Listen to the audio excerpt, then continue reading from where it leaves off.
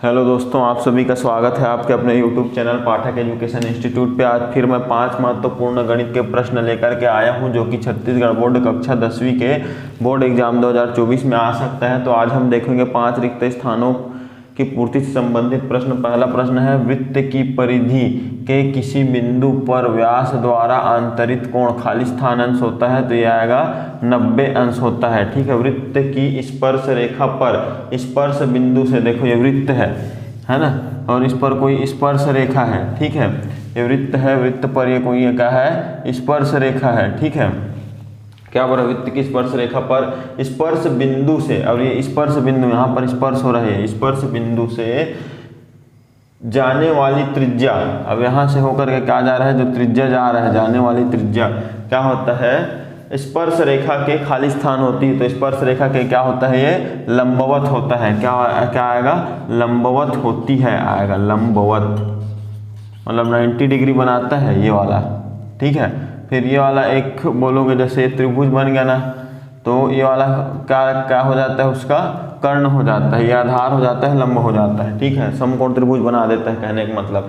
ए अंतर्भाव बी को गणितीय कथन के रूप में लिखेंगे। ए अंतर्भाव, तो अंतर्भाव के लिए इस साइन का यूज करते हैं। देखो ए अंतर्भाव बी, तो ये वाला आ जाएगा। ठीक है, आर त्रिज्या व एच ऊंचाई वाले बेलन का वक्र पृष्ठ होगा। तो वक्र पृष्ठ मतलब ये जैसे बेलन है ना, तो बेलन का वक्र पृष्ठ कहने का मतलब ये वाला जो गोली पृष्ठ है ना, इसके चारों ओर उसका क्षेत्रफल कहलाता है वक्र पृष्ठ का क्षेत्रफल। तो भाई ये आधार जो होता है वृत्त, वृत्त का क्षेत्रफल का होता है पाई आर स्क्वायर, है ना, और इसकी ऊंचाई एच है मान लो, तो इसका क्या निकालेंगे, वक्र पृष्ठ क्षेत्रफल निकालेंगे, क्या होगा, पाई आर स्क्वायर एच।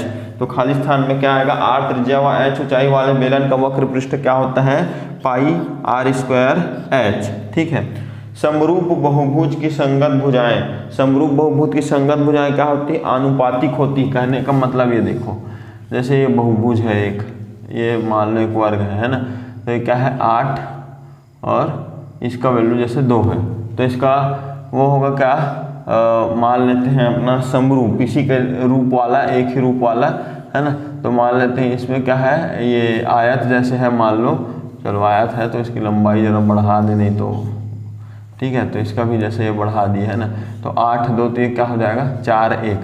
तो अनुपात की दृष्टि से देखें, जैसे ये 4 अनुपात 1 है, तो ये 8/2, मतलब ये भी 2 एकम 2, 2 चौके 8, ये भी तो 4 अनुपात 1 है। तो क्या होगा, दोनों का अनुपात सेम है। समरूप बहुभुज की संगत भुजाएं क्या होती, आनुपातिक होती है। याद रखना क्या आएगा, आनुपातिक होती है, आनुपातिक होती है, मतलब अनुपात में क्या होती है, समान होती है। तो इस प्रकार से ये हो गया। ठीक है, कल फिर से हम लोग देखेंगे 5 नए प्रश्न। ठीक है, तब तक आप खूब मेहनत कीजिए। चलिए, धन्यवाद।